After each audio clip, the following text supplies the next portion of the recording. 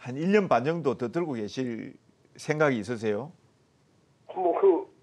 뭐 들고 있을 수는 있는데 예. 지금 너무 많이 이제 빠진다는 게네. 어쩔 수가 없네. 손절도 하기도 좀 그렇고. 아까 15%라고 하셨죠. 네, 비중이 15%시고요. 10만 15%. 6천 원이십니다. 매수가가. 저는 제가 만약에 이제 트레이딩을 한다라고 하면 네.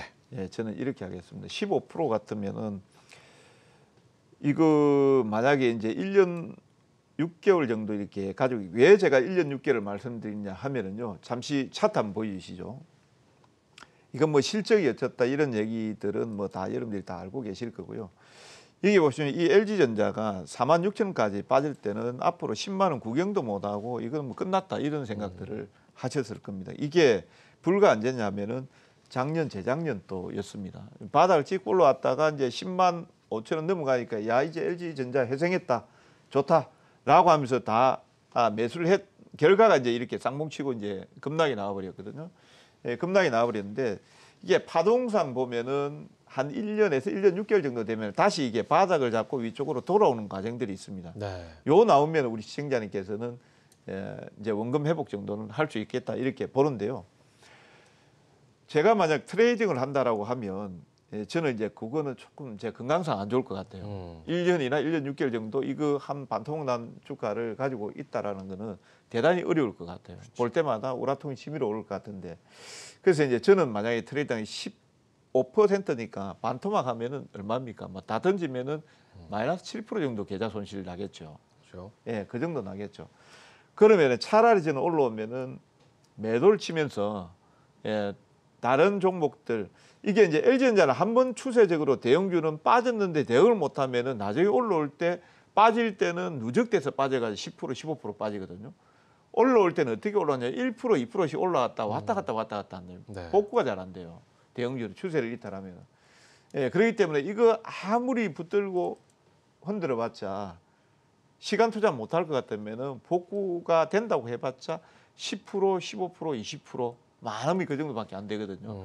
차라리 그럴 바에 나는 올라오면은 반등이 나올 때 매도를 치고 다시 포트폴리오를 재정비하겠다라는 생각을 가지고 있습니다. 우리 시청자님께서 이렇게 보시죠. 여기에서 얼마는 절대 안 깨진다 이런 말은 필요가 없을 것 같고요.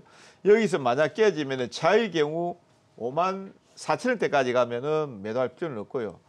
윗단에 올라오면은 이번에 올라오게 되면은 아마 7만 연말 정도까지 한 7만 한 4천 원 정도 보십시오. 그거 네. 올라오면은 과감하게 매도 대응하시기 바랍니다. 좋습니다. 자, 이렇게 해서 LG전자에 대한 향후 전망부터 대응 방안까지 말씀해 주셨습니다. 또 다음 전화 연결되어 있다고 합니다. 자, 여보세요?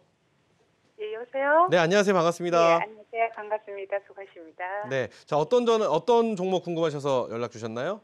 네, 제이준 코스메틱입니다. 제이준 코스메틱이요. 매수가 예. 비중 어떻게 되세요? 22,000원 20%예요. 22,000원. 22,200원 20%. 네, 22,200원에 비중 20%시고요. 예.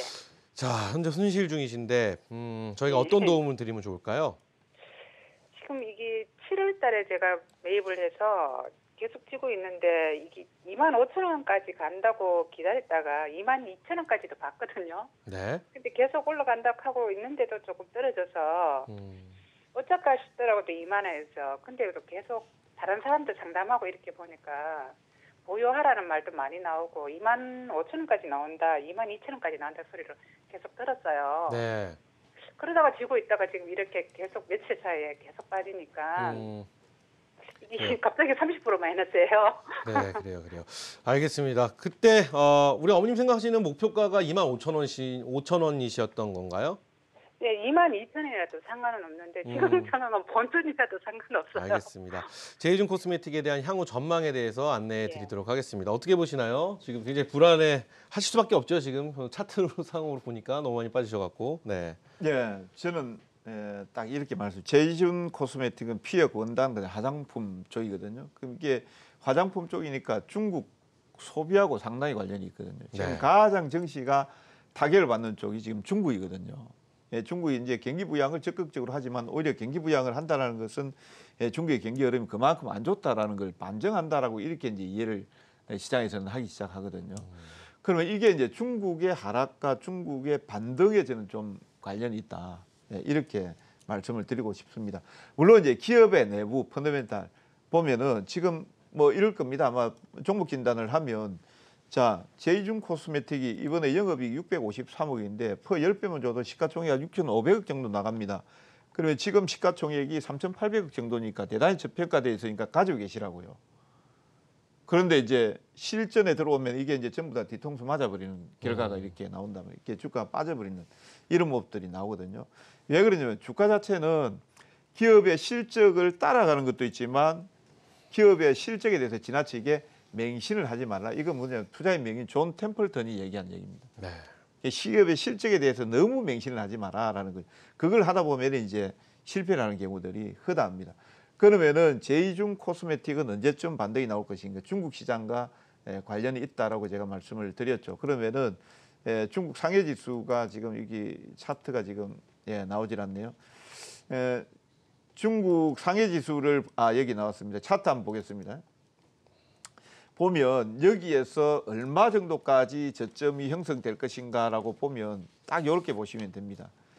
2,500포인트 라인에서 중국이 저점이 멈춰지는가 이거 잘 보셔야 됩니다. 그러면 이제 조금 남아 있습니다. 그 조금 구간만 잘 참아주시고 중국이 안정이 되기 위해서는 저게 다시 되돌림으로 나가는 데는 적어도 내년 상반기 정도 돼야 됩니다. 그때까지는 홀딩하셔야 되고요. 다만 이제 제이준 코스메틱에 대해서 희망적인 제가 내용을 말씀드리는 건 그냥 거품 쫙 빠져버렸습니다. 네. 그래서 이제 대반등이 나오면 이번에 다시 2만 원대를 복구하는 거는 중국이 한 5거래일 이상 훨훨 날아가야 나올 것입니다. 그러기 전까지는 이번에 하락한 수준에서 약 한 18,000원 정도 그 정도 나오면은 좋은 공부하셨다 생각하시고 네. 비중 좀 줄여 나가시라고 말씀드립니다.